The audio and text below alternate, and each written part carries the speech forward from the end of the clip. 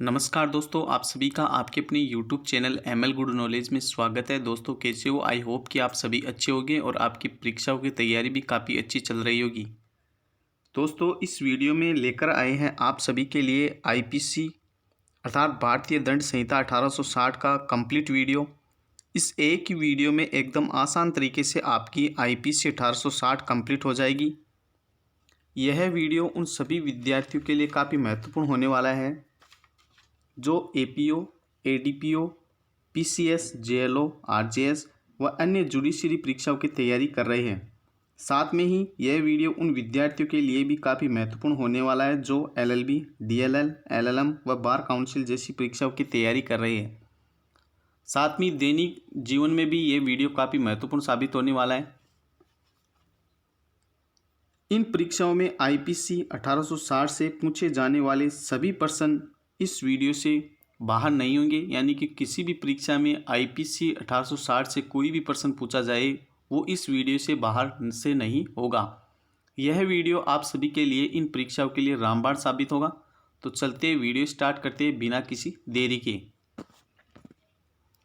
Video को start करने से पहले आपसे एक छोटी सी रिक्वेस्ट है, यदि आप चैनल पर पहली बार पधारे तो चैनल को सब्सक्राइब करना ना भूलें। साथ में इस घंटी के बटन को ज़रूर दबाएं ताकि आपको ऐसे ही नए नए टॉपिकों का वीडियो का नोटिफिकेशन सबसे पहले मिलता रहे। और यदि आपने हमारे चैनल को पहले ही सब्सक्राइब कर रखा है तो वीडियो को लाइक करें और अपने दोस्तों को ज़्यादा से ज़्यादा शेयर करें। दोस्तों हम मूल विधि में IPC यानी कि भारतीय दंड संहिता को कंप्लीट इस वीडियो में पढ़ेंगे।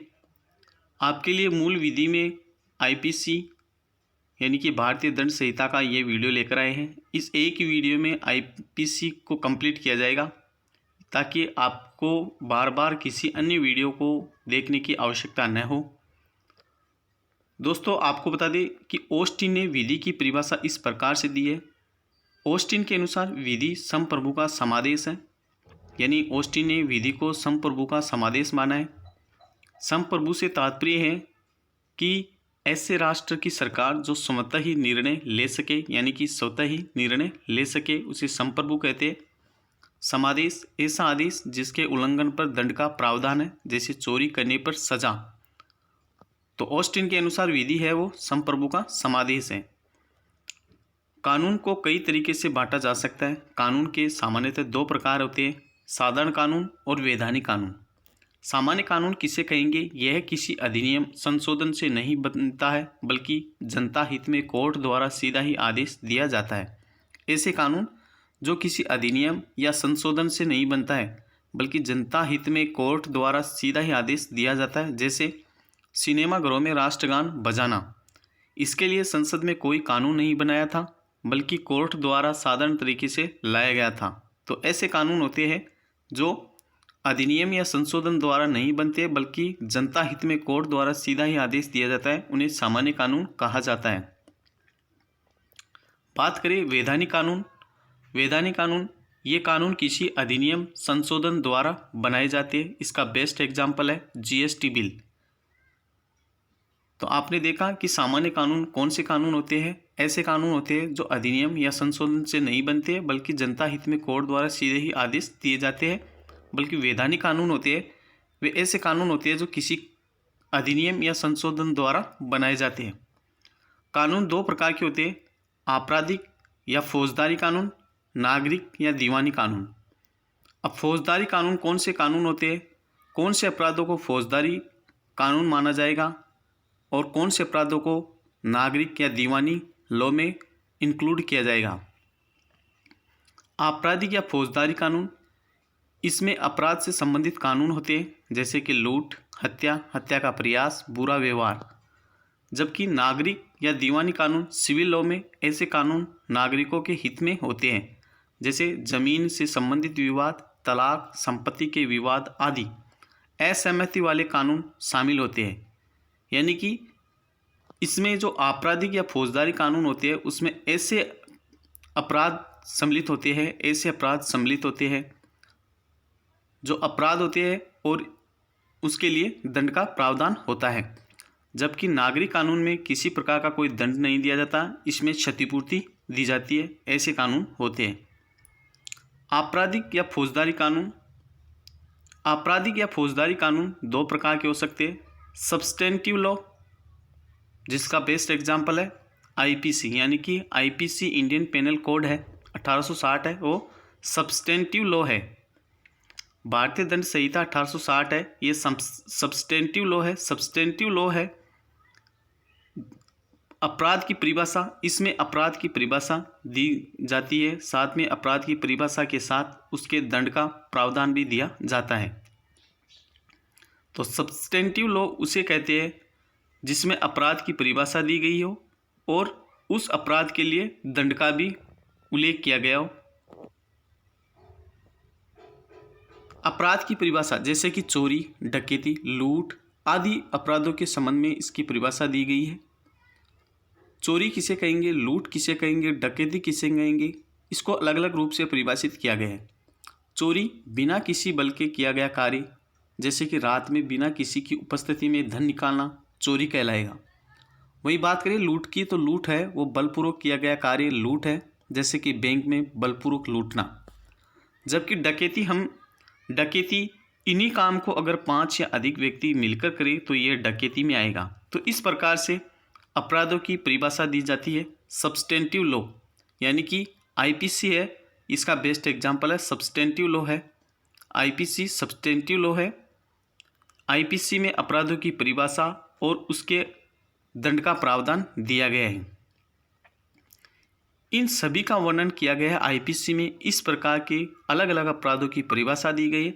अपराधों के लिए दंड का निर्धारण का भी वर्णन है वो आईपीसी में ही किया गया है। प्रक्रिया विधि प्रोसीजर लॉ, प्रोसीजर लॉ है सीआरपीसी है वो प्रोसीजर लॉ है। सीआरपीसी की फुल फॉर्म है कोड ऑफ क्रिमिनल प्रोसीजर, दंड प्रक्रिया संहिता 1973।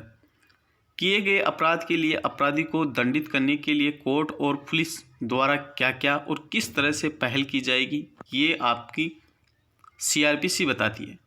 तो इसमें उस अपराध के लिए जो सज़ा दी जाती है उस सज़ा को किस तरह से, उस सज़ा को देने के लिए कोर्ट और पुलिस द्वारा क्या क्या और किस तरह से पहल की जाएगी, ये सब जो प्रोसेस है उस सज़ा को देने की जो प्रोसेस है उसका उल्लेख प्रक्रिया विधि में मिलता है।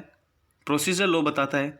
सीआरपीसी है वो प्रोसीजर लॉ है, जबकि आईपीसी है वो सब्सटेंटिव लॉ है, जिसमें अपराध की परिभाषा और अपराध के लिए दंड का वर्णन किया गया है। जैसे हत्या के अपराध में पुलिस आरोपी को बिना वारंट गिरफ्तार करेगी और 6 माह तक कोर्ट द्वारा जमानत नहीं दी जाएगी। बात करते हैं भारतीय दंड संहिता आईपीसी 1860 की इतिहास की। इतिहास से भी कुछ प्रश्न पूछे जाते हैं आपके एग्जाम में, काफ़ी इंपॉर्टेंट है। आपको बता दें 1833 के चार्टर एक्ट द्वारा भारत में लागू करने का प्रावधान आया। 1834 में पहले विधि आयोग का गठन हुआ। पहले विधि आयोग के अध्यक्ष लॉर्ड मैकाले बने, ये काफ़ी इंपॉर्टेंट है जो आपके एग्जाम में पूछा जा सकता है।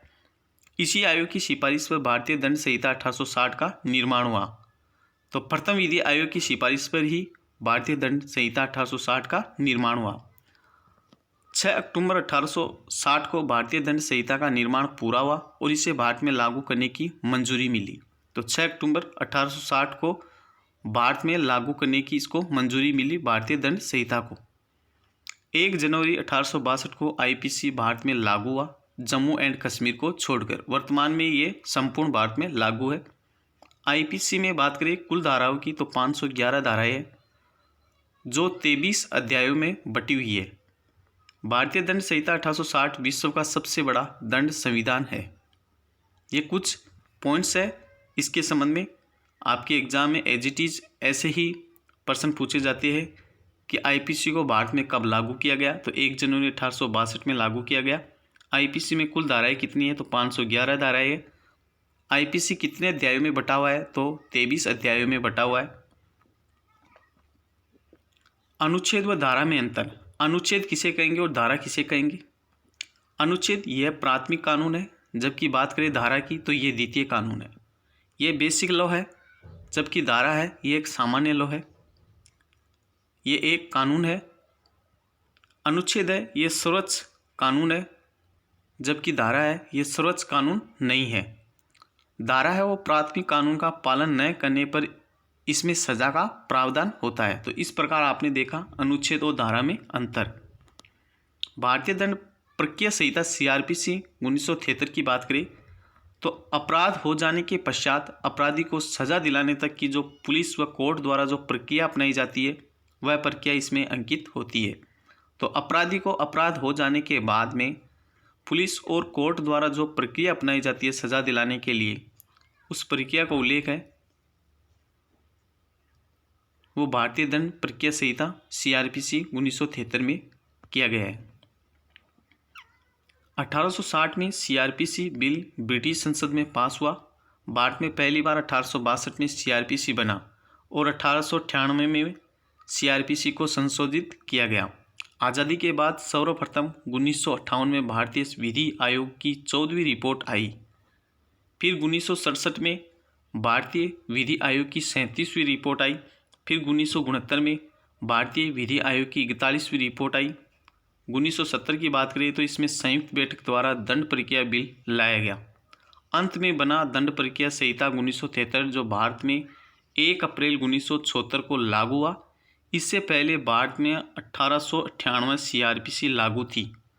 तो 1 अप्रैल 1974 में दंड प्रक्रिया संहिता यानी कि CRPC 1973 भारत में लागू हुआ। CRPC 1973 इसमें टोटल धाराएं है वो 484 है, अनुसूचियाँ 2 है, 37 अध्यायों में ये बटा हुआ है और 56 फॉर्म्स है। तो CRPC के बारे में कुछ इम्पोर्टेंट जो क्वेश्चंस बन सकते हैं वो इस प्रकार से बन सकते हैं कि CRPC 1973 में कितनी धाराएं हैं। तो टोटल धाराएं है वो 484 है। वहीं बात करें अनुसूची की तो 2 अनुसूचियाँ हैं, 37 अध्यायों में ये बटा हुआ है और 56 फॉर्म्स है।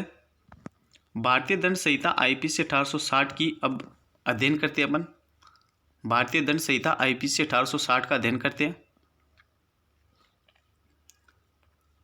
IPC 1860 विश्व का सबसे बड़ा दंड संविधान है। इसमें अपराधों की परिभाषा एवं उनके प्रकार दिए गए। इसमें अपराधों के लिए दंड का प्रावधान है। 6 अक्टूबर 1860 को बनकर पूरा हुआ। यह 1 जनवरी 1862 को भारत में लागू हुआ। कुल अध्याय की बात करें तो 23 अध्याय हैं व धाराएं 511 है। सिंगापुर, ब्रुनेई, पाक, बांग्लादेश, बर्मा व श्रीलंका की दंड संहिता भी मेघालय द्वारा बनाई गई IPC पर ही आधारित है। अब इस चार्ट के माध्यम से आपको बताएंगे कि कौन से अध्याय में कितनी धाराओं का उल्लेख किया गया है और वह किससे संबंधित है।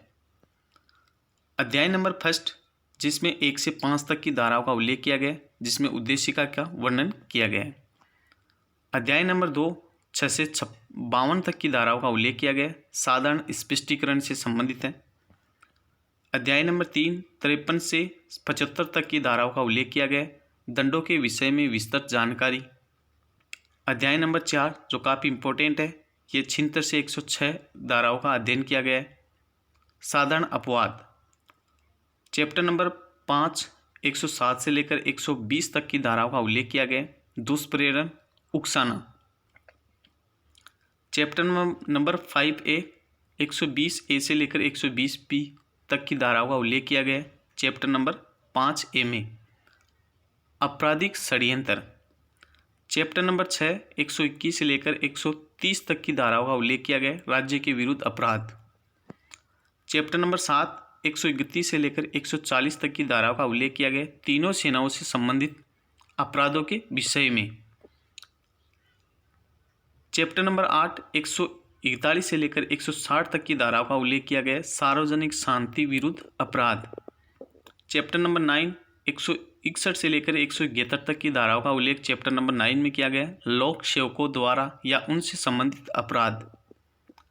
चैप्टर नंबर 9A 171A से लेकर 171I तक की धाराओं का उल्लेख चैप्टर नंबर 9A में किया गया है, चुनाव संबंधित अपराध। चैप्टर नंबर 10 172 से लेकर 190 तक की धाराओं का उल्लेख किया गया है, चैप्टर नंबर 10 में लोक सेवकों के विरुद्ध विधिपूर्ण प्राधिकार के विरुद्ध अवमानना। चैप्टर नंबर 11 191 से लेकर 229 तक की धाराओं का उल्लेख चैप्टर नंबर 11 में किया गया, झूठा साक्षी वाले अपराध। चैप्टर नंबर 12 230 से लेकर 263 तक की धाराओं का उल्लेख किया गया। सिक्के व स्टाम्प से संबंधित अपराध। चैप्टर नंबर 13 264 से लेकर 267 तक की धाराओं का उल्लेख किया गया। माप तोल से संबंधित अपराध। चैप्टर नंबर 14 268 से लेकर 294 तक की धाराओं का उल्लेख किया गया। लोक स्वास्थ्य, सुरक्षा, सुविधा, नैतिकता आदि से संबंधित अपराध। चैप्टर नंबर 15 295 से लेकर 298 तक की धाराओं का उल्लेख किया गया। धर्म संबंधी अपराध। चैप्टर नंबर 16 299 से लेकर 377 तक की धाराओं का उल्लेख किया गया, जिसमें मानव शरीर को प्रभावित करने वाले अपराध बताए गए हैं। चैप्टर नंबर 17 378 से लेकर 462 तक की धाराओं का उल्लेख किया गया, जिसमें संपत्ति को प्रभावित करने वाले अपराधों के बारे में उल्लेख किया गया है। चैप्टर नंबर 18 463 से लेकर 489 तक की धाराओं का उल्लेख किया गया है, जिसमें दस्तावेजों से संबंधित अपराधों के बारे में बताया गया है। चैप्टर नंबर 19 490 से लेकर 492 तक की धाराओं का उल्लेख किया गया है। ब्रीच ऑफ ट्रस्ट के बारे में उल्लेख किया गया है। चैप्टर नंबर 20 493 से लेकर 498 तक की धाराओं का उल्लेख चैप्टर नंबर 20 में किया गया है, विवाह से संबंधित अपराधों के संबंध में। चैप्टर नंबर 20A 498A धारा का उल्लेख किया गया है चैप्टर नंबर 20A में दहेज से संबंधित अपराध। चैप्टर नंबर 21 499 से लेकर 502 तक की धाराओं का उल्लेख चैप्टर नंबर 21 में किया गया है, मान हानि से संबंधित अपराधों के बारे में। चैप्टर नंबर 22 503 से लेकर 510 तक की धाराओं का उल्लेख चैप्टर नंबर 22 में किया गया, आपराधिक अपमान। चैप्टर नंबर 23 511वीं धारा का उल्लेख है वो चैप्टर नंबर 23 में किया गया, अपराधों के प्रियतन। तो इस प्रकार से कौन से चैप्टर में कितनी धाराओं का उल्लेख किया गया है, किस धारा से लेकर किस धारा का उल्लेख कौन से चैप्टर में मिलता है और वह किससे संबंधित है, यह आप इस चार्ट के माध्यम से देख सकते हैं, ताकि आपको आसानी से याद हो सके कि कौन से चैप्टर में कौन सी धाराएं हैं और वह किससे संबंधित है, किससे संबंधित अपराधों का उल्लेख कौन से चैप्टर में किन धाराओं में किया गया है, यह आपको इस चार्ट के माध्यम से पता हो सकेगा। ऐसे प्रश्न आपके एग्ज़ाम में एज इट इज़ आते हैं, एज इट इज़ हूबहू ऐसे ही प्रश्न आपके एग्ज़ाम में पूछे जाते हैं कि चैप्टर नंबर 10 में कौन सी धाराओं का उल्लेख किया गया है और चैप्टर नंबर 10 किस अपराधों से संबंधित है, चैप्टर नंबर 14 में कौन सी धाराओं का उल्लेख किया गया है और किस अपराध से संबंधित है। तो ऐसे प्रश्न आपके एग्ज़ाम में बार बार पूछे जा सकते हैं, तो आप इसको बार बार देखें ताकि आपको आपके दिमाग में ये टेबल आसानी से छप सके। महत्वपूर्ण आईपीसी धाराओं का वर्णन। अब हम कुछ ऐसी धाराओं का वर्णन करेंगे 1 से लेकर 511 तक की जो धाराएं हैं, जिनमें इम्पोर्टेंस है, जो आपके दैनिक जीवन एवं परीक्षाओं के लिहाज से जो इम्पोर्टेंट धाराएं हैं, उनको हम धीरे धीरे एक एक करके कवर करने जा रहे हैं। चैप्टर नंबर 1 से धारा 1 नाम व टाइटल, जैसे कि भारतीय दंड संहिता 1860, तो धारा 1 ये बताती है कि इसका नाम व क्या टाइटल रहेगा। चैप्टर नंबर 2 धारा 22 चल संपत्ति की परिभाषा धारा 22 बताती है। चल संपत्ति से विपरीत जो संपत्ति हिलडुल सके, जैसे कि कार, बाइक आदि, इनको चल संपत्ति की परिभाषा में माना गया है। धारा 34 सामान्य आशय कॉमन इंटेंशन, इसको एक एग्जाम्पल से समझते हैं कि सामान्य आशय किसे कहेंगे।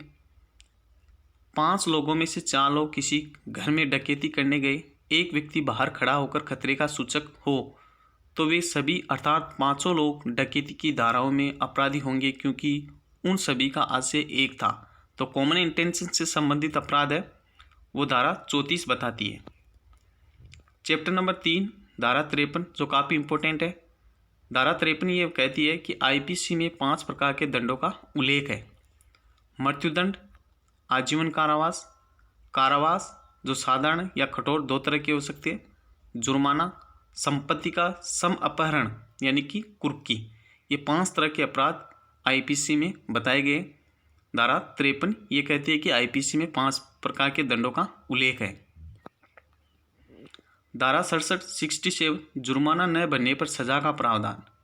कितने रुपए तक का जुर्माना न भरने पर कितने माह की सज़ा का प्रावधान किया गया, ये धारा 67 हमें बताती है। 50 रुपये से कम का अगर जुर्माना है और अगर वो जुर्माना नहीं भरा जाता है तो 2 माह तक की सज़ा का प्रावधान है। 50 से 100 रुपये तक के लिए 4 माह तक का, 100 से अधिक का जुर्माना न बनने पर 6 माह तक का की सज़ा का प्रावधान है। धारा 73 एकांत परिरोध कठोर दंड, एक बार में अधिकतम 14 दिनों के लिए ही कुल मिलाकर 3 माह से अधिक नहीं हो सकती। चैप्टर नंबर 4 साधारण अपवाद, इसको हमने 2 भागों में बांटा है ताकि ये समझने में आसानी हो और याद करने में आसान हो। धारा 76 से 95 तक और धारा 96 से 106 तक है प्राइवेट प्रतिरक्षा या आत्मरक्षा का अधिकार। धारा 96 से 106। धारा 76 विधि द्वारा आबद्ध होते हुए किया गया कार्य अपराध नहीं है। जैसे पुलिस किसी गांव में रमेश के स्थान पर गलती से दूसरे रमेश को उठाकर ले जाए या अनियंत्रित भीड़ पर पुलिस द्वारा चलाई गई गोली, तो ये विधि द्वारा आबद्ध होते हुए भी किया गया कार्य है, वो अपराध नहीं माना गया धारा 76 के अनुसार। धारा 77 हमें ये बताती है कि न्यायिक कार्य करते हुए न्यायाधीश से गलती हो जाना अपराध की श्रेणी में नहीं आएगा। धारा 78 ये बताती है न्यायालय के आदेश के अनुसरण में किया गया कार्य अपराध नहीं है। जैसे कि जल्लाद द्वारा फांसी, कब्जा हटाते समय मकान गिरने से कोई दबकर मर गया है तो ये अपराध की श्रेणी में नहीं आएगा। धारा 78 कहती है कि न्यायालय के आदेश के अनुसरण में किया गया कोई भी कार्य है वो अपराध नहीं होगा।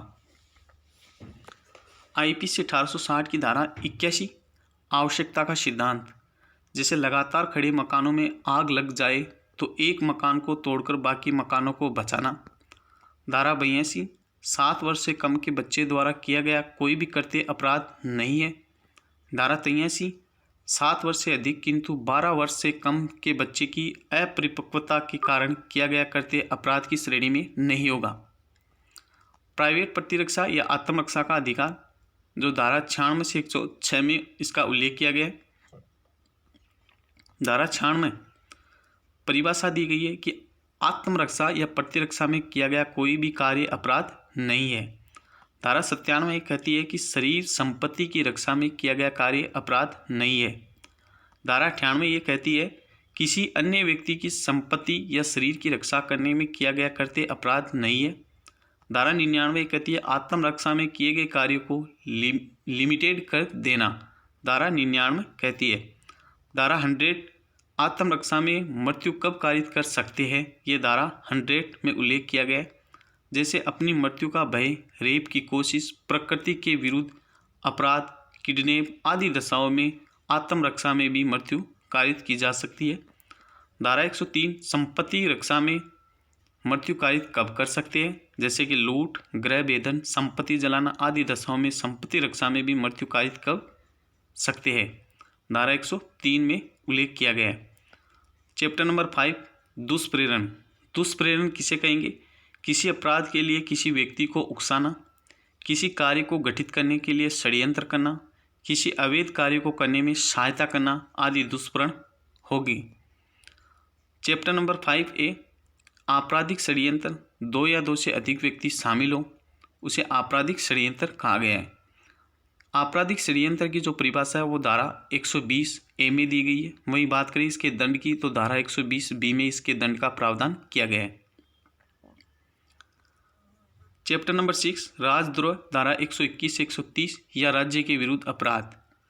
चैप्टर नंबर 7 तीनों सेनाओं से संबंधित अपराध, धारा 131 से लेकर 140 तक में उल्लेख किया गया है। चैप्टर नंबर 8 सार्वजनिक शांति के विरुद्ध अपराध, जो धारा 141 से लेकर 160 में इसका उल्लेख किया गया है। धारा 141 विधि विरुद्ध जमाव, 5 या अधिक लोग। धारा 144 ऐसा विधि विरुद्ध जमाव जहां पर मृत्यु कारित होनी संभावित हो तो उस जमाव का हर सदस्य इसका दोषी होगा। अधिकतम सजा का प्रावधान है 2 वर्ष का कैद या जुर्माना या दोनों। धारा 149 सामान्य उद्देश्य, भीड़ जो भी अपराध करेगी तो उस भीड़ में शामिल हर व्यक्ति बराबर दंड का भागीदार होगा। धारा 149 के प्रवर्तन के लिए आवश्यक है कि अपराध 5 या अधिक व्यक्ति द्वारा किया गया हो, क्योंकि 5 या अधिक व्यक्ति ही अवैध सभा का निर्माण कर सकते हैं। धारा 149 के प्रवर्तन के लिए जमाव का मात्र सदस्य होना ही आवश्यक है। यानी कि इस धारा के प्रवर्तन के लिए सबसे पहले ऐसा करते हैं, ऐसा अपराध है वो 5 या अधिक व्यक्ति द्वारा किया गया हो। दूसरा, इस जमाव का मात्र सदस्य होना ही आवश्यक है। सामान्य उद्देश्य धारा 141 में बताए गए उद्देश्य तक ही सीमित है। चैप्टर नंबर 11 झूठे साक्ष्य से संबंधित अपराध, धारा 191 से लेकर 229 तक की धाराओं का उल्लेख चैप्टर नंबर 11 में किया गया है, जो झूठे साक्ष्य से संबंधित अपराध के बारे में बताते हैं। धारा 191 मिथ्या साक्ष्य प्रस्तुत करना, धारा 192 झूठा साक्ष्य गढ़ना, धारा 193 मिथ्या साक्ष्य के लिए दंड, धारा 196 उस साक्ष्य को काम में लाना जिसका मिथ्या होना ज्ञात है, धारा 197 मिथ्या प्रमाण पत्र जारी करना या हस्ताक्षरित करना, धारा 198 प्रमाण पत्र जिसका नकली होना ज्ञात है असली के रूप में प्रयोग करना, धारा 212 अपराधी को सश्रय देना, धारा 216 ऐसे अपराधी को सश्रय देना जो अभिरक्षा से निकल भागा है या जिसको पकड़ने का आदेश दिया जा चुका है, धारा 217 लोक सेवक द्वारा किसी व्यक्ति को दंड से या किसी संपत्ति के समर्पण से बचाने के आशय से विधि के निर्देश की अवज्ञा, ये धारा 217 बताती है। चैप्टर नंबर 12 धारा 230 सिक्का की परिभाषा दी गई है। धारा 230 में, धारा 232 में भारतीय सिक्के का कूटकरण, भारतीय सिक्के का कूटकरण पर क्या सजा होगी, धारा 233 सिक्के के कूटकरण के लिए जो उपकरण बनाना या बेचना, धारा 246 कपटपूर्ण या बेईमानी से सिक्के का वजन कम करना या मिश्रण परिवर्तित करना, धारा 247 कपटपूर्ण या बेईमानी से भारतीय सिक्के का वजन कम करना या मिश्रण परिवर्तित करना, धारा 255 सरकारी स्टाम्प का कूटकरण करना। चैप्टर नंबर 13 धारा 264 तोलने के लिए खोटे उपकरणों का कपटपूर्वक उपयोग करना, धारा 267 खोटे बाट या माप का बनाना या बेचना। चैप्टर नंबर 14 धारा 268 लोक न्यूसेंस करना, धारा 276 औषधियों का अपमिश्रण करना, धारा 275 अपमिश्रित औषधियों का विक्रय करना, धारा 292 अश्लील पुस्तकों आदि का विक्रय, धारा 294 अश्लील कार्य और गाने, धारा 294 क लॉटरी कार्य रखना आदि चैप्टर नंबर 14 में इसका उल्लेख किया गया है। आईपीसी 1860 के चैप्टर नंबर 15 की बात करी तो धारा 295 किसी वर्ग के धर्म का अपमान करने के आशय से उकसाना, उपासना के स्थान को क्षति करना या अपवित्र करना, धारा 296 धार्मिक जमाव में विघ्न करना, धारा 297 कब्रिस्तानों आदि में अत्याचार करना, धारा 298 धार्मिक भावनाओं को ठेस पहुंचाने के सविचार आशय से शब्द उच्चारित करना आदि। चैप्टर नंबर 16 मानव शरीर पर प्रभाव डालने वाले अपराध, ये चैप्टर काफ़ी इंपॉर्टेंट है जो आपकी परीक्षा में बार बार पूछे जा सकते हैं। इस चैप्टर से जो प्रश्न है वो आपके हर एग्जाम में पूछे जा सकते हैं। मानव शरीर पर प्रभाव डालने वाले अपराध जिसका उल्लेख धारा 299 से लेकर धारा 377 तक की धाराओं में इसका उल्लेख किया गया है। मानव शरीर पर प्रभाव डालने वाले अपराध, आपराधिक मानववध जिसका धारा 299 में उल्लेख किया गया है, हत्या जो धारा 300 में बताई गई हत्या, मर्डर, कल्पेबल होमिसाइड किसे कहेंगे और मर्डर किसे कहेंगे, इसको समझना काफ़ी इम्पोर्टेंट है क्योंकि आम दैनिक जीवन में भी इनका पता होना आवश्यक है, क्योंकि हमें पता नहीं होता है कि किसको कल्पेबल होमिसाइड माना जाता है और किसको मर्डर माना जाता है। तो हम आज आपको इस वीडियो में कल्पेबल होमिसाइड और हत्या के बारे में अलग अलग साधारण एग्जाम्पलों के माध्यम से समझाने का प्रयास करेंगे ताकि आप एक ही बार में कल्पेबल होमिसाइड और हत्या के मर्डर और कल्पेबल होमिसाइड में अंतर को समझ सके। कल्पेबल होमिसाइड जिसको आईपीसी 1860 की धारा 299 में परिभाषित किया गया है।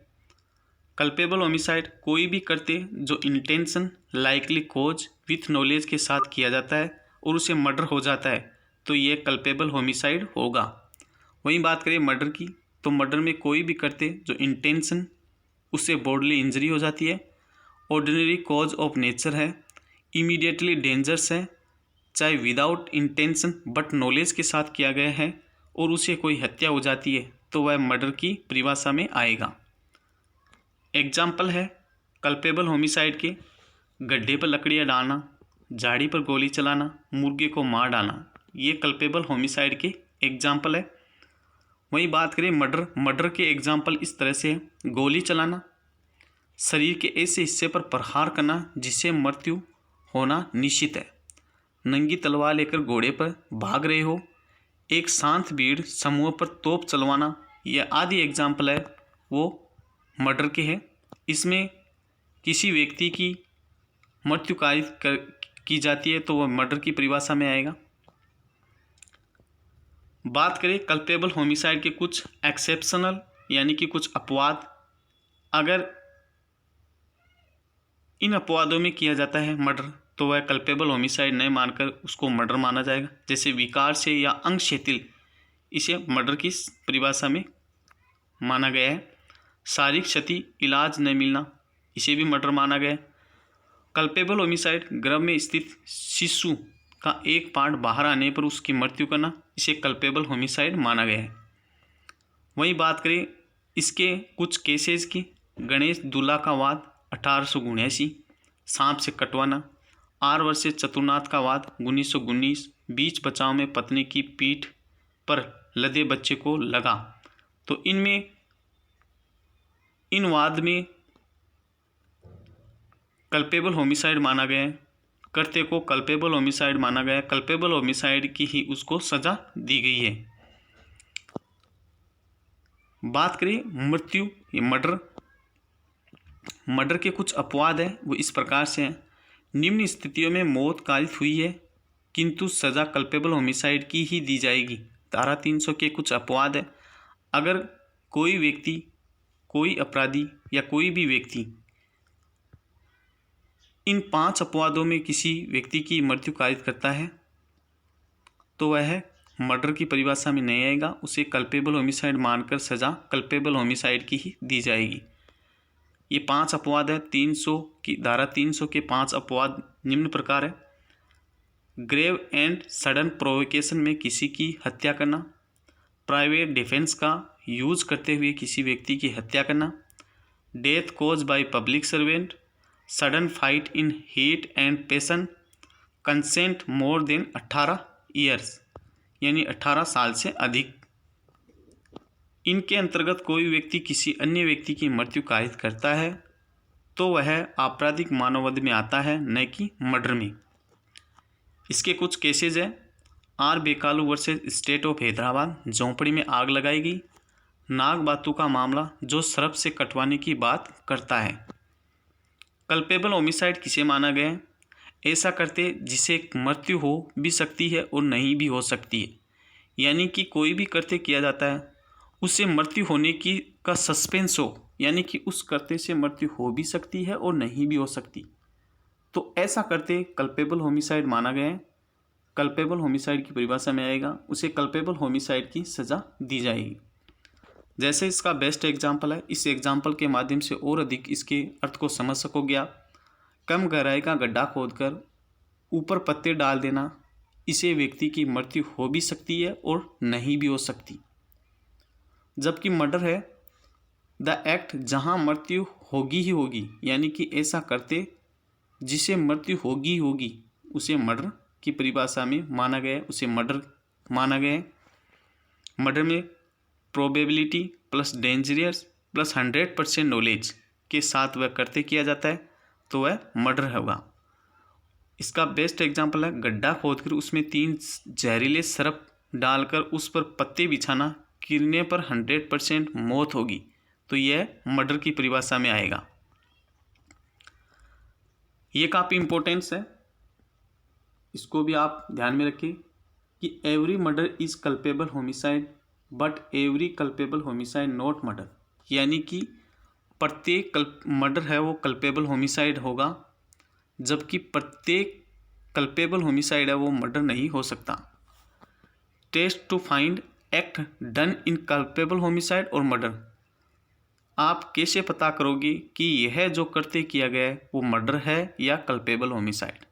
तो सबसे पहले कोई भी कृत्य किया जाता है उसको आपको इस प्रकार से चेक करना होगा कि आप उसे पता कर सके कि वह कल्पेबल होमिसाइड है या मर्डर है। इसके लिए आपको देखना होगा कि कोई भी एक्ट किया है, इसी एक्ट से मृत्यु हुई है, यानी कोई एक्ट किया है और उस एक्ट से मृत्यु हुई है, यह मृत्यु कल्पेबल होमिसाइड की परिभाषा में आती है, तो बात यहीं ख़त्म हो जाएगी। उसको कल्पेबल होमिसाइड मानकर उसको कल्पेबल होमिसाइड की सज़ा दे दी जाती है। अगर यह कल्पेबल होमिसाइड की परिभाषा में नहीं आती है, यदि यह कल्पेबल होमिसाइड नहीं है, तो यह देखना होगा कि ऐसी मृत्यु धारा 300 के 5 अपवादों में तो नहीं आती है। अगर इन 5 अपवादों में आती है तो भी ऐसी मृत्यु है वो आपराधिक मानववध होगी, और यदि यह 5 अपवादों में नहीं आती है तो यह मर्डर होगा। तो आप इस प्रकार से पता कर सकते हैं कि कोई एक्ट कल्पेबल होमिसाइड कब होगा और मर्डर कब होगा, मर्डर की परिभाषा में कब आएगा और कल्पेबल होमिसाइड की परिभाषा में कब आएगा। आई होप कि आपको समझ में आ गया मर्डर और कल्पेबल होमिसाइड में अंतर। नेक्स्ट है धारा 301। धारा 301 जिस व्यक्ति की मृत्यु कारित करने का आशय या उससे भिन्न व्यक्ति की मृत्यु करके आपराधिक मानववध। धारा 302 हत्या के लिए दंड, मृत्यु या आजीवन कारावास से दंडित किया जाएगा और जुर्माने से भी दंडनीय होगा। धारा 303 आजीवन सिद्ध दोष द्वारा हत्या के लिए दंड, मृत्यु से दंडित किया जाएगा। धारा 304 हत्या की कोठी में न आने वाले आपराधिक मानववध के लिए दंड। धारा 304 ए उपेक्षा या उपेक्षा द्वारा मृत्यु कारित करना, दोनों में से किसी भांति के कारावास से जिसकी अवधि 2 वर्ष तक की हो सकेगी या जुर्माने से या दोनों से दंडित किया जाएगा। धारा 304 बी दहेज मृत्यु। दहेज का अर्थ है वो दहेज प्रतिबंध अधिनियम 1961 की धारा 2 में दिया गया है। इसकी जो सज़ा है वो सज़ा 7 वर्ष से कम की नहीं होगी तथा आजीवन कारावास तक की सज़ा हो सकेगी। धारा 306 आत्महत्या का दुष्प्रेरण, कारावास जिसकी अवधि 10 वर्ष तक की हो सकेगी, दंडित किया जाएगा और जुर्माने से भी दंडनीय होगा। धारा 307 हत्या करने का प्रयत्न। धारा 308 आपराधिक मानववध करने का प्रयत्न। धारा 309 आत्महत्या करने का प्रयत्न, सादा कारावास से जिसकी अवधि 1 वर्ष तक की हो सकेगी या जुर्माने से या दोनों से दंडित किया जाएगा। इसके कुछ केसेज है जिसमें धारा 200 309 को इस प्रकार से अलग अलग केसों में अलग अलग धारा 21 का उल्लंघन माना गया है। P रतनाम versus union of India AIR 1994 में इस मामले में सेक्शन 309 को आर्टिकल 21 का उल्लंघन माना गया।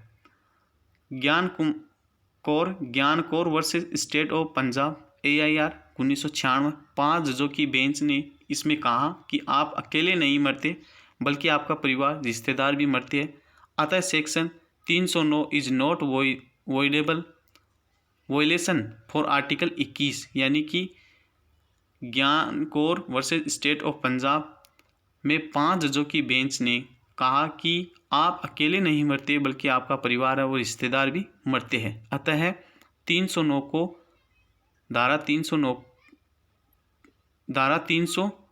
को आर्टिकल 21 का उल्लंघन नहीं माना गया है।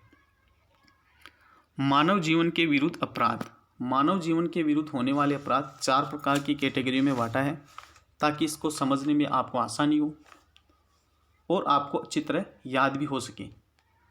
मानव जीवन के विरुद्ध अपराध, मानव जीवन के विरुद्ध अपराध, मानव शरीर के विरुद्ध अपराध, मानव की स्वतंत्रता के विरुद्ध अपराध और लैंगिक अपराध। सबसे पहले बात करते हैं मानव जीवन के विरुद्ध अपराध, ऑफेंस अगेंस्ट ह्यूमन लाइफ। इसको भी हमने 2 भागों में बांटकर इसका अध्ययन किया है ताकि समझने में किसी प्रकार की कोई दिक्कत न हो और आसानी से समझ में आ सके। मानव या मानव जाति के विरुद्ध अपराध, आपराधिक मानववध। इसमें आपराधिक मानववध जिसकी परिभाषा 299 सेक्शन 299 में दी गई है और 304 में उसके दंड का प्रावधान किया गया है।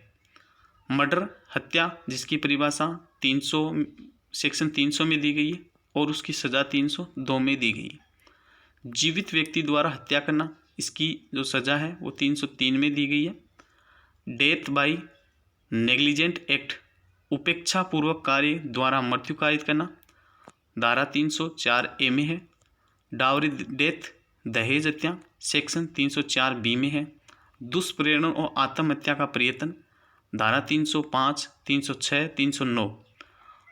दूसरा है ऑफेंस अगेंस्ट पर्सन, अजन्मे बच्चे के विरुद्ध अपराध, धारा 317 और धारा 318 में इसका उल्लेख किया गया है।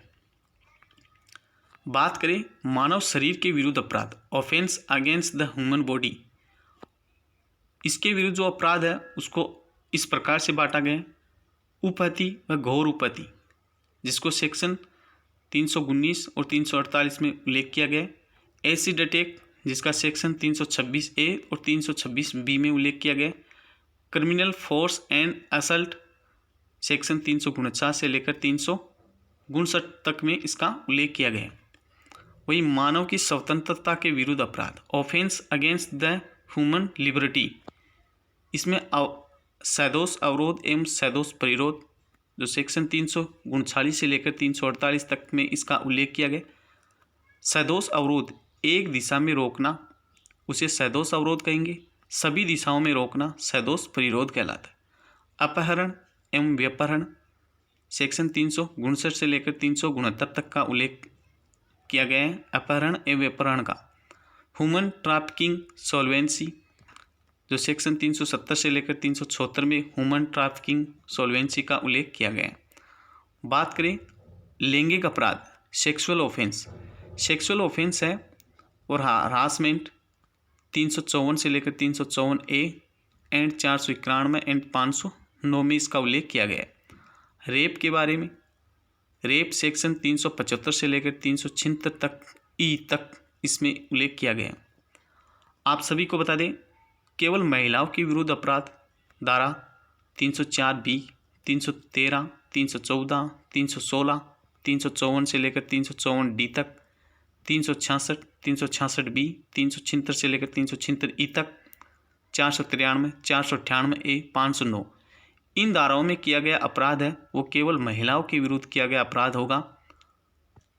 ऐसे अपराध जो पुरुष तथा महिलाओं दोनों के विरुद्ध किए जा सकते हैं वे इस प्रकार से acid attack, human trafficking, unnatural offence, ये ऐसे अपराध है जो पुरुष और महिलाओं दोनों के विरुद्ध किए जा सकते हैं।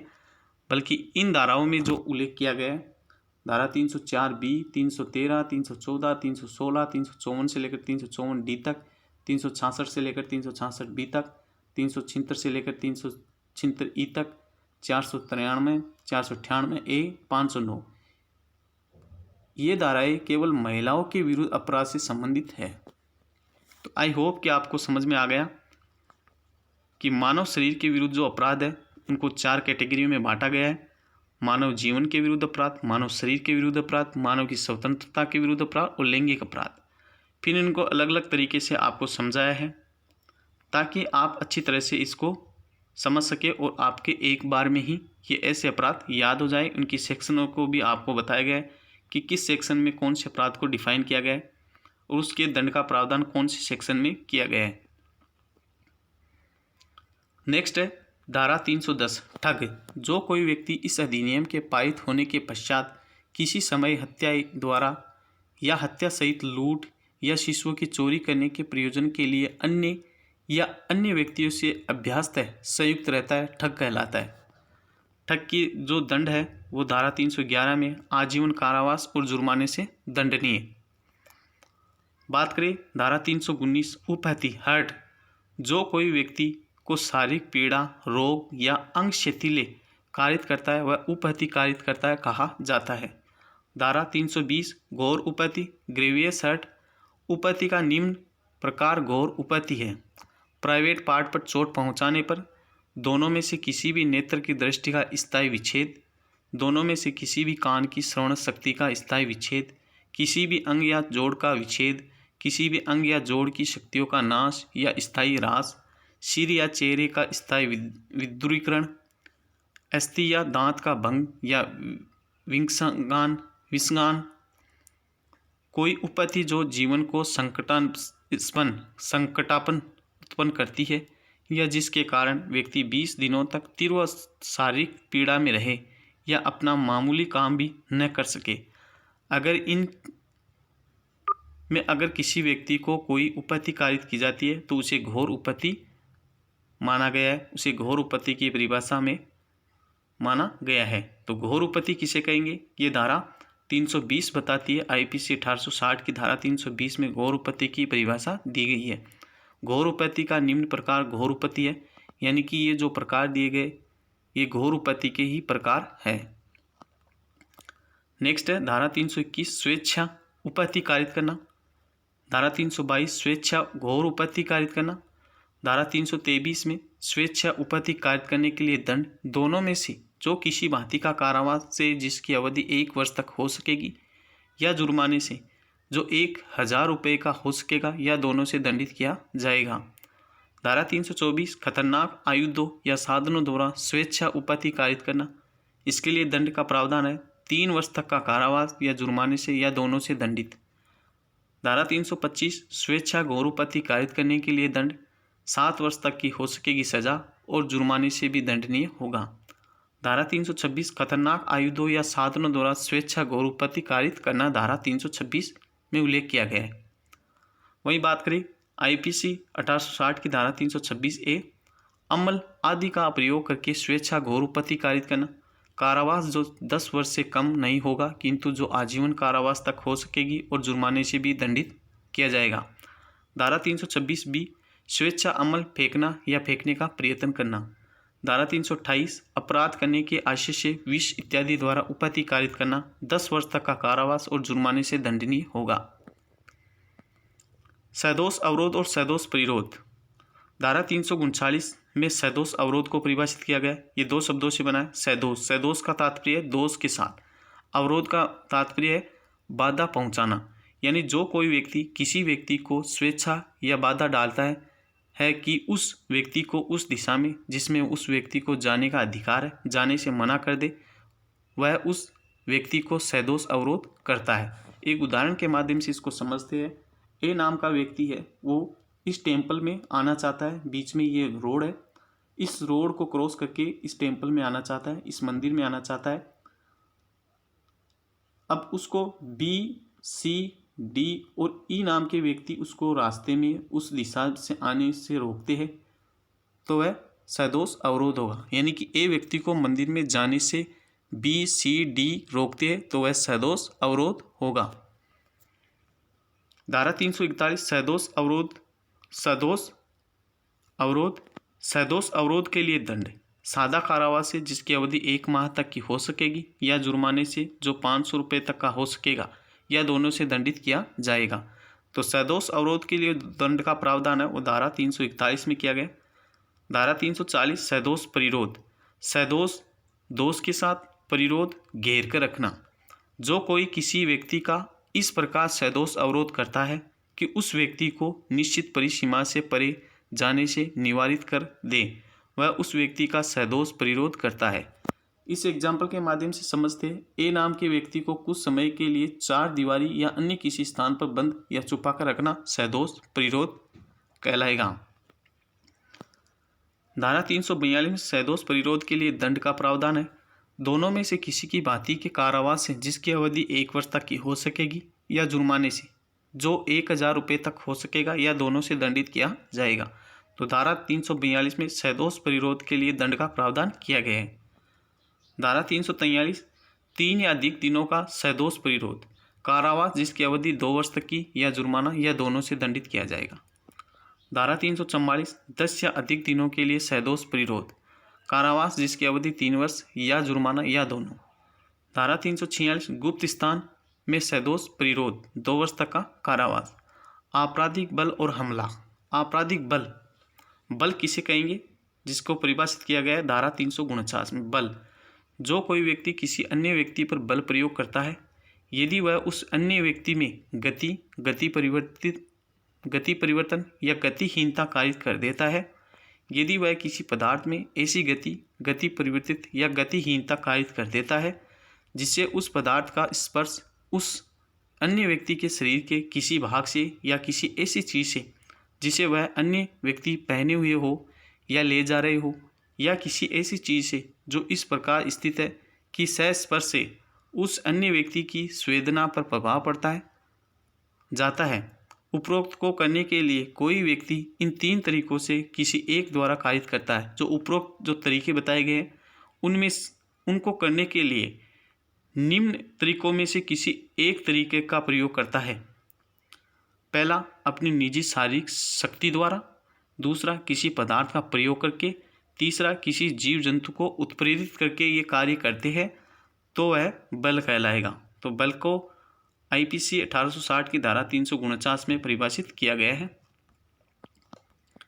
नेक्स्ट है आपराधिक बल। आपराधिक बल किसे कहेंगे? धारा 350 ये कहती है आपराधिक बल जो कोई व्यक्ति किसी व्यक्ति पर उस व्यक्ति की सहमति के बिना बल का प्रयोग किसी अपराध को करने के लिए या क्षति, भय या क्षोभ ऐसे बल के प्रयोग से कारित करने के आशय से या ऐसे बल के प्रयोग से संभावित है कारित करेगा तो कहा जाएगा कि उस अन्य व्यक्ति पर आपराधिक बल का प्रयोग करता है।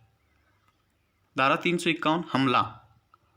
जो कोई अंग विक्षेप या कोई तैयारी इस आशय से करता है या यह संभावित जानते हुए करता है कि ऐसा करने से किसी उपस्थित व्यक्ति को यह आशंका हो जाएगी कि वह उस आपराधिक बल का प्रयोग करने वाला है, यहाँ यह कहा जाएगा कि वह हमला करता है। तो हमला है उसको आईपीसी 1860 की धारा 351 में परिभाषित किया गया है। धारा 352 गंभीर प्रकोपन होने से अन्यथा हमला करने या आपराधिक बल का प्रयोग करने के लिए दंड। दोनों में से किसी की भांति का कारावास जिसकी अवधि 3 माह तक की हो सकेगी या जुर्माने से जो 500 रुपये तक का हो सकेगा या दोनों से दंडित किया जाएगा। धारा 353 लोक सेवक को अपने कर्तव्य के निर्वहन से भयोप्रत करने के लिए हमला या आपराधिक बल का प्रयोग। इसके लिए जो सजा है वो 2 वर्ष तक का कारावास या जुर्माना या दोनों से दंडित किया जाएगा।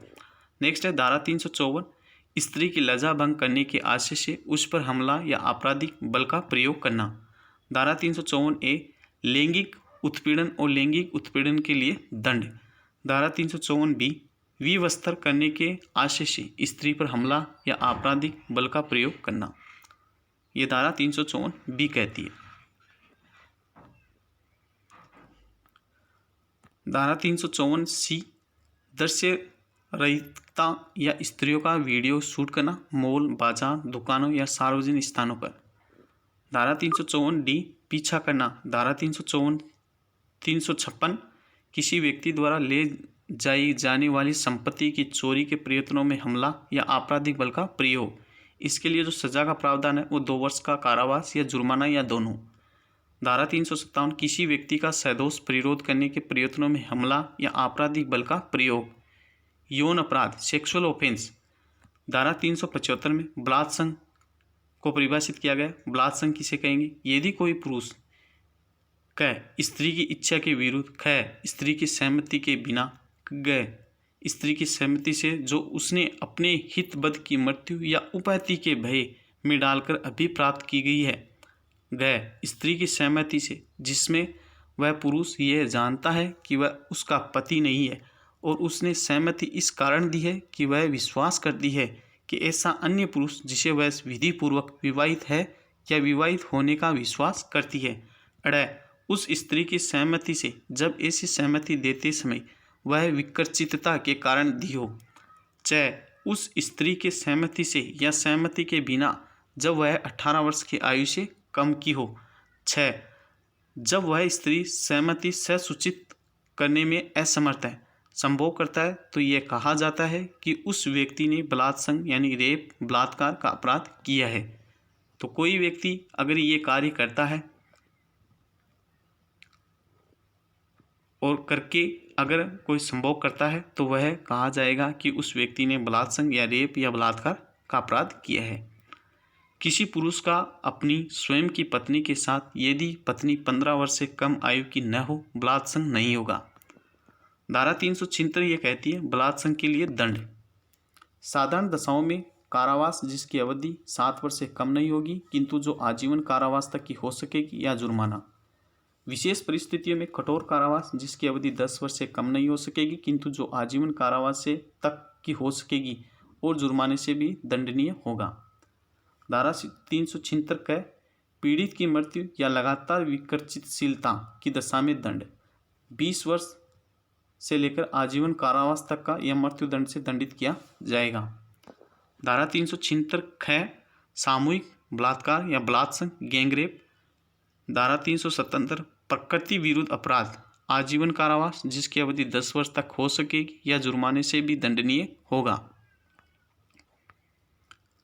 संपत्ति के विरुद्ध अपराध, संपत्ति के विरुद्ध अपराध 11 प्रकार के अपराध हो सकते हैं। 11 प्रकार के अपराधों, 11 तरीके के अपराध हो सकते हैं संपत्ति के विरुद्ध अपराध। संपत्ति के विरुद्ध अपराध है उसको भारतीय दंड संहिता 1860 की धारा 378 से लेकर 462 में परिभाषित किया गया है। हमने इसको संपत्ति के विरुद्ध अपराधों को 2 भागों में बांटा है। ऐसे अपराध जिसमें व्यक्ति संपत्ति से वंचित होता है या मूल्य खोता है, उनका उल्लेख धारा 378 से लेकर 440 तक किया गया है, जिसमें व्यक्ति संपत्ति से वंचित होता है या मूल्य खोता है।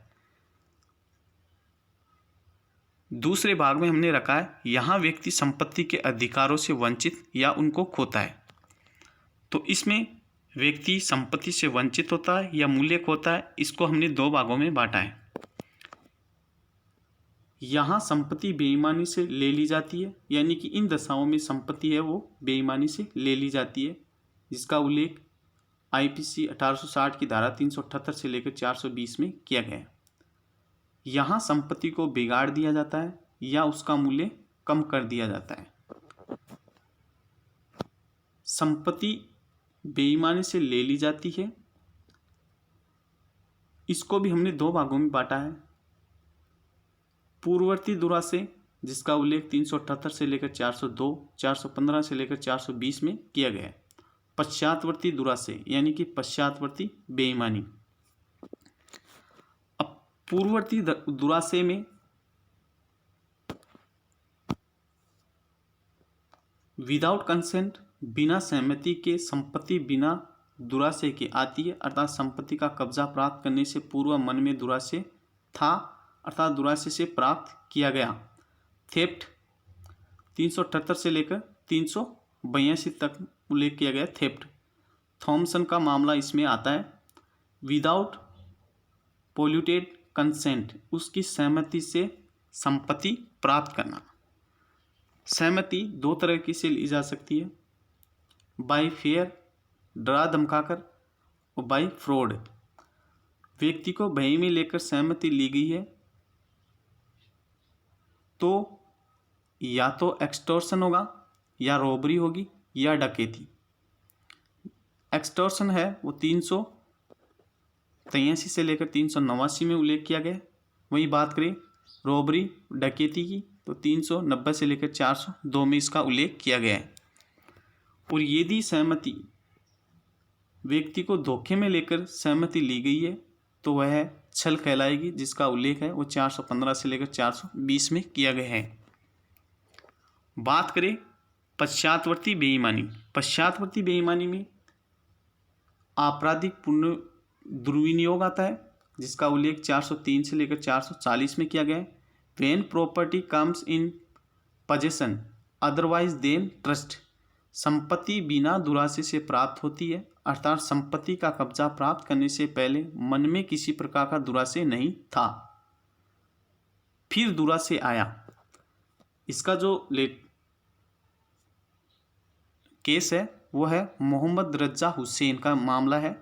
इसे और अधिक आप समझ सकोगे, ये मामला आप ज़रूर पढ़ना। ये जो केसेज है वो आप ज़रूर पढ़ना ताकि आप इनके बारे में और अधिक जानकारी प्राप्त कर सके, यानी कि और अधिक आसान तरीके से इसको समझ सकें।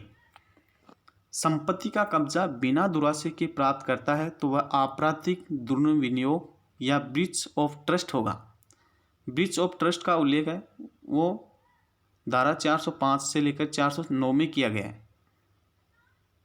तो पश्चातवर्ती जो दुराशय होगा, पश्चातवर्ती बेईमानी है, वो आपराधिक दुर्विनियोग और ब्रीच ऑफ ट्रस्ट के मामले में आती है।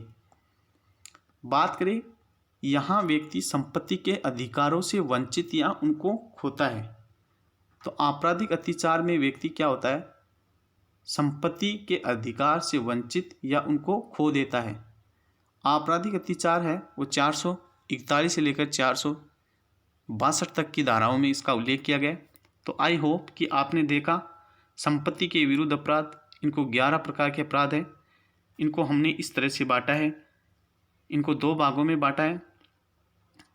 इसमें व्यक्ति संपत्ति से वंचित होता है या मूल्य खोता है, और यहाँ व्यक्ति संपत्ति के अधिकारों से वंचित या उनको खोता है। तो इसमें व्यक्ति संपत्ति से वंचित होता है या उसका मूल्य खोता है। फिर इसको 2 भागों में हमने बांटा। यहाँ संपत्ति बेईमानी से ले ली जाती है और यहाँ संपत्ति को बिगाड़ दिया जाता है या उसका मूल्य कम कर दिया जाता है। इन मामलों में संपत्ति है वो बेईमानी से ले ली जाती है। बेईमानी से संपत्ति लेने के को भी 2 भागों में बांटा है, पूर्ववर्ती दुराशय और पश्चातवर्ती दुराशय। इन मामलों में पूर्ववर्ती दुराशय से संपत्ति ले ली जाती है, जिसमें थेफ्ट विदाउट पोल्यूटेड कंसेंट, जिसमें एक्सटॉर्शन, रॉबरी, डकैती, चीटिंग। पश्चातवर्ती बेईमानी में आपका आपराधिक दुर्विनियोग, breach of trust. Breach of trust और आपराधिक दुर्विनियोग में पश्चातवर्ती बेईमानी होती है, जिसमें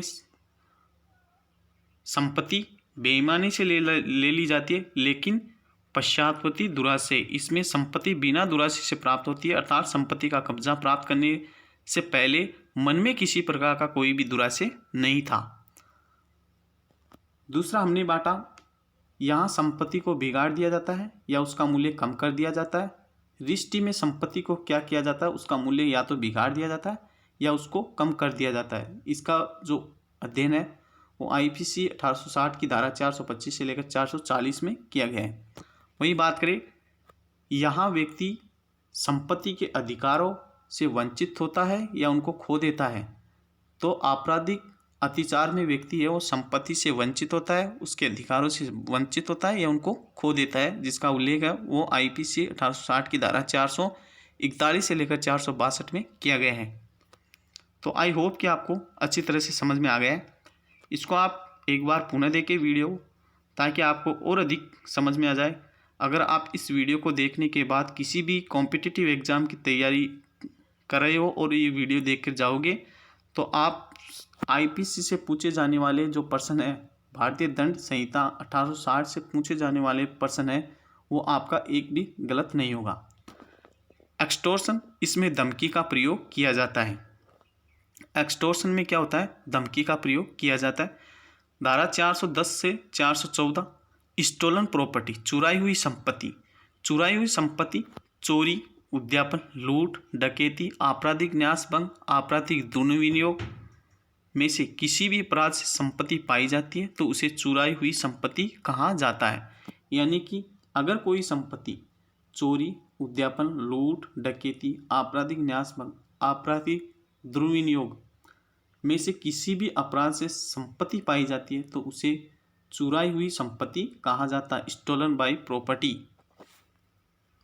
सेक्शन 421 से 424 में ऑफेंस रिलेटेड टू डेप्थ के बारे में उल्लेख किया गया है। इसमें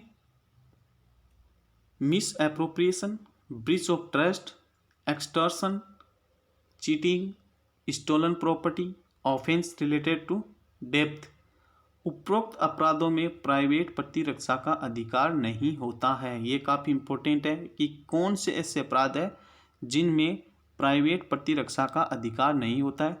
तो misappropriation, breach of trust, extortion, cheating, stolen property, offence related to depth. तो इन अपराधों में प्राइवेट प्रतिरक्षा का अधिकार नहीं होता है। चोरी की परिभाषा, IPC 1860 की धारा 378 में चोरी की परिभाषा दी गई है। चोरी को परिभाषित किया गया। चोरी के लिए 5 चीज़ों का होना जरूरी है। इन 5 चीज़ों का जरूरी है होना, तभी चोरी कहलाएगी। जो कोई किसी व्यक्ति के कब्जे से या उसकी सहमति के बिना जंगम संपत्ति बेईमानी पूर्वक आशय से संपत्ति को हटाता है या स्थान परिवर्तित करता है तो कहा जाता है कि उसने चोरी की है। अर्थात चोरी को परिभाषित करता है आईपीसी की सेक्शन 378। चोरी के लिए 5 चीज़ों का होना जरूरी है। जो कोई किसी व्यक्ति के कब्जे से उसकी सहमति के बिना जंगम संपत्ति बेईमानी पूर्वक आशय से संपत्ति को हटाता है या स्थान परिवर्तित करता है तो कहा जाता है कि उसने चोरी की है। चोरी के लिए दंड 379 में चोरी के लिए दंड का प्रावधान है। दोनों में से किसी भांति के कारावास जिसकी अवधि 3 वर्ष तक हो सकेगी या जुर्माना या दोनों हो सकता है। धारा 380 निवास गृह आदि में चोरी। निवास गृह में भवन, तंबू, जलियान आदि का इनका उपयोग भी निवास करने के लिए ही या संपत्ति को रखने के लिए किया जाता है। दंड है वो 7 वर्ष का कारावास और जुर्माना। 381 लिपिक सेवक द्वारा मालिक के कब्जे से संपत्ति मालिक के कब्जे में संपत्ति की चोरी। दंड है 7 वर्ष का कारावास और जुर्माना।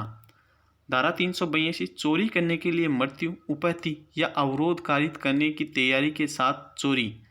दंड है 10 वर्ष तक का कठोर कारावास और जुर्माना। धारा 383 में उद्यापन, अपकर्षण, एक्सटॉर्शन। जो कोई व्यक्ति एक्सटॉर्शन को परिभाषित किया गया धारा 383 में। जो कोई व्यक्ति स्वयं उस व्यक्ति को या किसी अन्य व्यक्ति को क्षति कारित करने के भय में आश्वास से डालता है, यानी जो कोई व्यक्ति स्वयं उस व्यक्ति को या किसी अन्य व्यक्ति को क्षति कारित करने के भय में साथ से डालता है, तद द्वारा भय में डाले गए व्यक्ति को कोई भी संपत्ति या मूल्यवान प्रतिभूति या हस्ताक्षरित या मुद्रांकित कोई चीज जिसे मूल्यवान प्रतिभूति में परिवर्तित किसी व्यक्ति को प्रेरित करने के लिए बेईमानी से उत्प्रेरित करता है, उद्यापन करता है, कहा जाता है। तो उद्यापन की जो परिभाषा है वो धारा 383 में दी गई है। जो कोई व्यक्ति स्वयं उस व्यक्ति को या किसी अन्य व्यक्ति को क्षति कारित करने के भय में साथ से डालता है, तद द्वारा भय में डाले गए व्यक्ति को कोई संपत्ति या मूल्यवान प्रतिभूति या हस्ताक्षरित या मुद्रांकित कोई चीज जिसे मूल्यवान प्रतिभूति में परिवर्तित या किसी व्यक्ति को प्रेरित करने के लिए बेईमानी से उत्प्रेरित करता है, उद्यापन करता है, कहा जाता है। धारा 384 में उद्यापन का दंड दोनों भांति के कारावास जिसकी अवधि 3 वर्ष तक की हो सकेगी या जुर्माना या दोनों से दंडित किया जाएगा। धारा 350 क्षति का भय देकर उद्यापन करना 2 वर्ष तक का कारावास या जुर्माना या दोनों। धारा 386 मृत्यु या घोर उपत्ति के भय में डालकर उद्यापन, कारावास जिसकी अवधि 10 वर्ष तक की हो सकेगी और जुर्माना। धारा 390 लूट, रोबरी किसे कहेंगे, इसको आईपीसी 460 की धारा 390 में परिभाषित किया गया। सब प्रकार की लूट में या तो चोरी या उद्यापन होता है। चोरी कब लूट है, काफ़ी इंपॉर्टेंट है। चोरी को कब लूट माना गया है? चोरी लूट है यदि उस चोरी को करने के लिए या उस चोरी को करने में या उस चोरी से अभिप्राप्त वस्तु संपत्ति को ले भागने या ले जाने के प्रयत्न करने में अपराधी उस उद्देश्य से स्वेच्छा किसी व्यक्ति की मृत्यु या उपहति या सदोष अवरोध या तत्काल मृत्यु या तत्काल उपहति या तत्काल सदोष अवरोध का भय कारित करता है या कारित करने का प्रयत्न करता है तो वह चोरी लूट होगी। उद्यापन कब लूट है? उद्यापन लूट है यदि उद्यापन करते समय भय में डाले गए व्यक्ति की उपस्थिति में और उस व्यक्ति को स्वयं उसकी या किसी अन्य व्यक्ति रिश्तेदार को तत्काल मृत्यु या उपहति या सदोष अवरोध के भय में डालकर उद्यापन करता है और इस प्रकार भय में डाले गए व्यक्ति को उद्यापन की जाने वाली चीज उसी समय और वहाँ ही प्रेरित करने के लिए उत्प्रेरित करता है तो कहलाएगा कि अब उद्यापन लूट में परिवर्तित हो गए हैं। स्पष्टीकरण, इसमें किन चीज़ों का होना आवश्यक है? अपराधी का उपस्थित होना, तत्काल मृत्यु या उपहति या सदोष अवरोध के लिए पर्याप्त निकट हो तो उद्यापन है वो लूट में परिवर्तित हो जाता है। नेक्स्ट है धारा 392 लूट के लिए दंड। कठोर कारावास 10 वर्ष तक की हो सकेगी और जुर्माने से भी दंडित। यदि सूर्यास्त के बाद या सूर्योदय से पहले लूट का अपराध करने पर कठोर कारावास जिसकी अवधि 14 वर्ष तक की हो सकेगी और जुर्माने से भी दंडित किया जाएगा। धारा 391 डकैती। डकैती किसे कहेंगे? इसको आईपीसी 1860 की धारा 391 में परिभाषित किया गया है।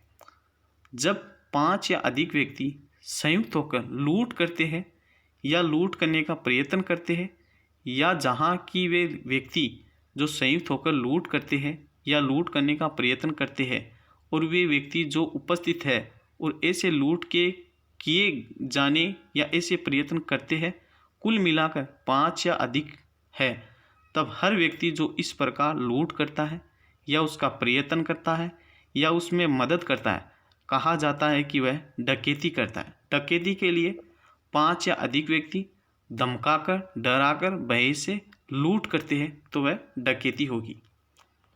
धारा 393 में लूट का प्रयत्न करना। धारा 394 लूट करने के लिए स्वेच्छा उपहति कारित करना। धारा 395 डकैती के लिए दंड। पनिशमेंट फॉर डकैती आजीवन कारावास से या कठिन कारावास से जिसकी अवधि 10 वर्ष तक की हो सकेगी और जुर्माने से भी दंडनीय होगा। धारा 396 हत्या सहित डकैती। डकैती विथ मर्डर मृत्यु से या आजीवन कारावास से या कठिन कारावास से जिसकी अवधि 10 वर्ष तक की हो सकेगी या जुर्माने से भी दंडित किया जाएगा। धारा 399 डकैती करने के लिए तैयारी करना। धारा 402 डकैती करने के प्रयोजन से एकत्रित होना। धारा 405 आपराधिक न्यास भंग। आपराधिक न्यास भंग की परिभाषा है वो धारा 405 में दी गई है।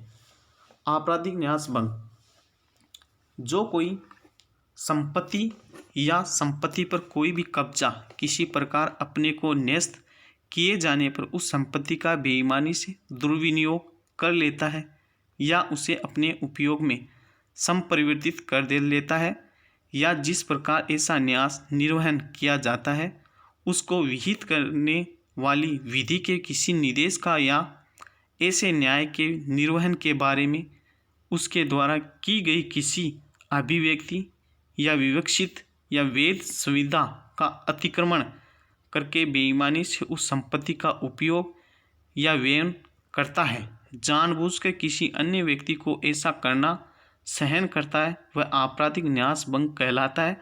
अर्थात संपत्ति एक व्यक्ति से दूसरे व्यक्ति को न्यस्त की जाती है।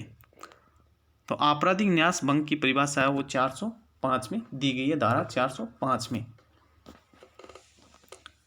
धारा 406 आपराधिक न्यास भंग के लिए दंड कारावास 3 वर्ष तक का और जुर्माना या दोनों।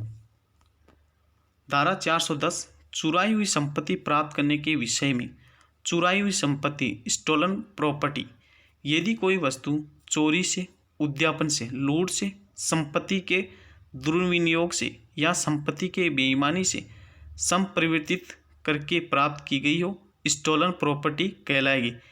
अगर कोई भी संपत्ति है, कोई भी वस्तु है, वो चोरी से, उद्यापन से, लूट से, संपत्ति के दुर्विनियोग से या संपत्ति के बेईमानी से संपरिवर्तित करके प्राप्त की गई है तो वह चुराई हुई संपत्ति कहलाएगी।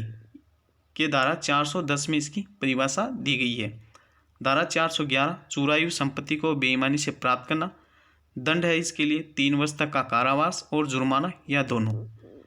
धारा 412 किसी संपत्ति को बेईमानी से प्राप्त करना जो डकैती करने में चुराई गई हो। दंड है आजीवन कारावास या 10 वर्ष तक का कठोर कारावास या जुर्माना या दोनों। धारा 413 चुराई हुई संपत्ति का अभ्यासतः व्यापार करना जैसे चोर बाजार आदि में। दंड है इसके लिए आजीवन कारावास या 10 वर्ष तक का कारावास या जुर्माना या दोनों। धारा 414 चुराई हुई संपत्ति को छिपाने में सहायता करना। दंड का प्रावधान है इसके लिए 3 वर्ष तक का कारावास या जुर्माना या दोनों। धारा 415 छल को परिभाषित करता है। आईपीसी 1860 की धारा 415 किसी व्यक्ति द्वारा गलत सूचना देकर कार्य करना या करवाना। ए ने बी को ये कहा कि यह आपको, ए ने बी से कहा कि मैं सरकारी नौकरी में हूँ तथा उसे उधार में माल खरीदना है। यहाँ ए छल करता है बी के साथ। ए अपने को सरकारी नौकरी में बताता है तथा उससे बी से उधार में माल खरीदता है, तो यहाँ ए है वो छल करता है बी के साथ। धारा 417 छल के लिए दंड 1 वर्ष तक का कारावास या जुर्माना या दोनों। धारा 420 छल करना प्लस बेईमानी से संपत्ति प्राप्त करना, तो इसके लिए दंड है 7 वर्ष तक का कारावास, जुर्माना या दोनों। धारा 425 रिश्ती। रिश्ती किसे कहेंगे? इसको आईपीसी 1860 की धारा 425 में परिभाषित किया गया है। जो कोई इस आशय से जानते हुए कि वह किसी व्यक्ति को सदोष हानि या नुकसान कारित करे जिससे उसका मूल्य या उपयोगिता नष्ट या कम हो जाती है, वह रिश्ती कहलाती है। वह किसी संपत्ति को क्षति करके किसी व्यक्ति को, चाहे वह संपत्ति उस व्यक्ति की हो या नहीं, सदोष हानि या नुकसान कारित करे।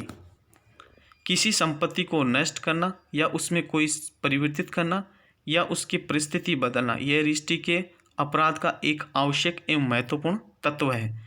तो रिश्ती के अपराध का आवश्यक एवं महत्वपूर्ण तत्व है कि किसी संपत्ति को नष्ट करना या उसमें कोई परिवर्तित करना या उसकी परिस्थिति बदलना। ऐसे नष्ट करने अथवा परिवर्तित करने का परिणाम उसके मूल्य में या उपयोगिता में कमी कर देना होना चाहिए। तो ये इसके आवश्यक तत्व है। धारा 426 रिश्ती के लिए दंड। जो कोई रिश्ती करेगा वह दोनों में से किसी भांति के कारावास से जिसकी अवधि 3 मास तक की हो सकेगी या जुर्माने से या दोनों से दंडित किया जाएगा। धारा 427 रिश्ती जिसे 50 रुपये का नुकसान होता है किसी भांति के कारावास से जिसकी अवधि 2 वर्ष तक की हो सकेगी या जुर्माने से या दोनों से दंडित किया जाएगा। धारा 429 50 रुपये के मूल्य के किसी जीव जंतु का वध करने या उसे विकलांग करने द्वारा रिश्ती किसी भांति के कारावास से जिसकी अवधि 5 वर्ष तक की हो सकेगी या जुर्माने से या दोनों से दंडित किया जाएगा। धारा 430 कृषक प्रयोजनों के लिए जल को दोषपूर्वक मोड़ने द्वारा रिश्ती। धारा 429 में दिया जाने वाला दंड ही इसमें दिया जाएगा। धारा 431 लोक सड़क, पुल, नदी या जल सरणी को क्षति द्वारा रिश्ती, तो इसमें भी धारा 429 के समान ही दंड दिया जाएगा। धारा 432 लोक जल निकास में नुकसानप्रद या बाधा कारित करने द्वारा रिश्ती, तो धारा 429 के अनुसार इसमें के समान ही दंड दिया जाएगा। धारा 433 किसी समुद्री चिन्ह को नष्ट करके, हटाकर या कम उपयोगी बनाकर रिश्ती करता है, तो किसी भांति के कारावास जिसकी अवधि 7 वर्ष तक की हो सकेगी या जुर्माने से या दोनों से दंडित किया जाएगा। धारा 434 लोक प्राधिकारी द्वारा लगाए गए भूमि चिन्ह को नष्ट करने या हटाने आदि द्वारा रिश्ती किसी भांति के कारावास से जिसकी अवधि 1 वर्ष तक की हो सकेगी या जुर्माने से या दोनों से दंडित किया जाएगा। धारा 438 अग्नि या विस्फोटक पदार्थ द्वारा की गई रिश्ती के लिए दंड किसी भांति के कारावास से जिसकी अवधि 10 वर्ष तक की हो सकेगी या जुर्माने से या दोनों से दंडित किया जाएगा। आपराधिक अत्याचार। आपराधिक अत्याचार 3 तरह से हो सकता है, 3 तरह से इसको बांटा गया है। आपराधिक अत्याचार, क्रिमिनल ट्रेसपास, गृह अत्याचार, हाउस ट्रेसपास और गृह भेदन, हाउस ब्रेकिंग। तो अत्याचार है वो 3 तरह से हो सकता है, आपराधिक अत्याचार, गृह अत्याचार और गृह भेदन। धारा 441 में आपराधिक अत्याचार को परिभाषित किया गया। कोई व्यक्ति ऐसे जगहों पर जहां उसने जाने की अनुमति नहीं है वह जाता है और वहां जाकर अपराध, धमकी, इंसल्ट या परेशान करता है, तो वह व्यक्ति आपराधिक अत्याचार करता है। धारा 447 आपराधिक अत्याचार के लिए दंड। जो कोई आपराधिक अत्याचार करेगा वह दोनों में से किसी भांति के कारावास से जिसकी अवधि 3 मास तक की हो सकेगी या जुर्माने से जो 500 रुपये तक का हो सकेगा या दोनों से दंडित किया जाएगा। धारा 442 में गृह अतिचार हाउस ट्रेसपास, जो कोई किसी निर्माण, तंबू या जलियान में जो मानव निवास के रूप में उपयोग में आता है या किसी निर्माण में जो उपासना स्थान के रूप में या किसी संपत्ति की अभिरक्षा के स्थान के रूप में उपयोग में आता है, प्रवेश करके या उसमें बना रहकर आपराधिक अत्याचार करता है, वह गृह अत्याचार करता है, यह कहा जाता है। तो गृह अत्याचार हाउस ट्रेसपास है, वो आईपीसी 1860 की धारा 442 में इसको परिभाषित किया गया है। स्पष्टीकरण: आपराधिक अत्याचार करने वाले व्यक्ति के शरीर के किसी भाग का प्रवेश गृह अत्याचार घटित करने के लिए पर्याप्त प्रवेश है।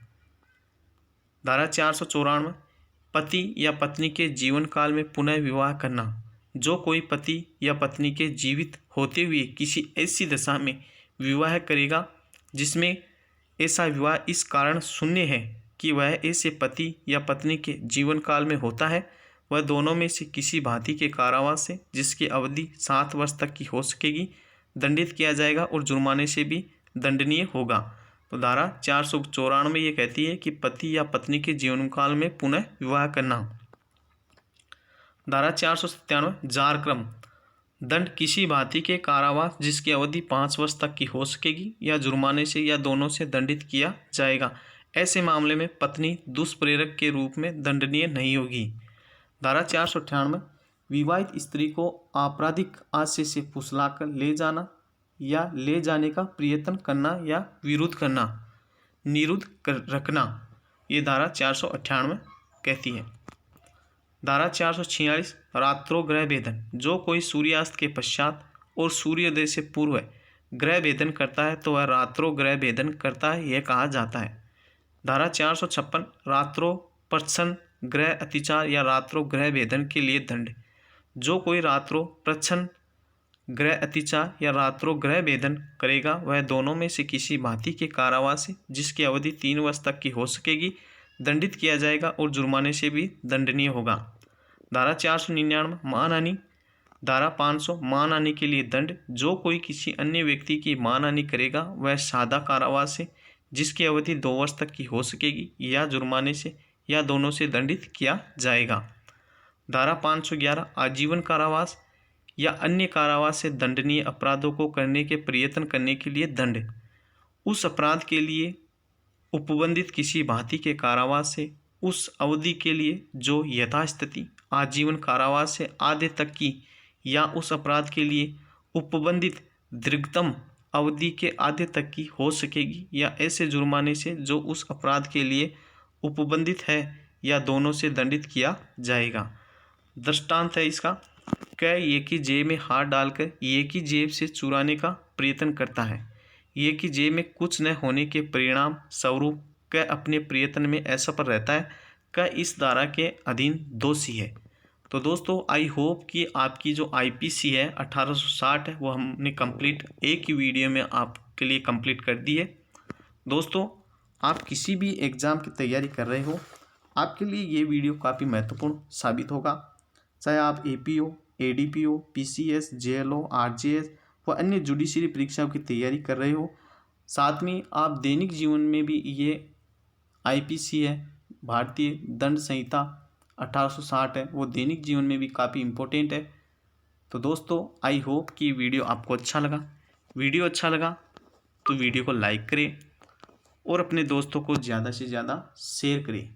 अगर चैनल पर नए हैं तो चैनल को सब्सक्राइब ज़रूर करें, साथ में इस घंटी के बटन को ज़रूर दबाएं ताकि आपको भी ऐसे ही वीडियो का नोटिफिकेशन सबसे पहले मिलता रहे। और दोस्तों यदि आपको इस वीडियो का पीडीएफ चाहिए तो आप हमें कमेंट ज़रूर करें ताकि हम आपको इसका पीडीएफ भी जल्दी अवेलेबल करवा दें। और यदि आपकी किसी अन्य वीडियो या अन्य टॉपिक के बारे में अगर आप चाहते हो वीडियो तो हमें कमेंट ज़रूर करें ताकि हम आपके लिए उस टॉपिक का वीडियो जल्द से जल्द लेकर आए। तब तक के लिए धन्यवाद। जय हिंद, जय भारत, थैंक यू।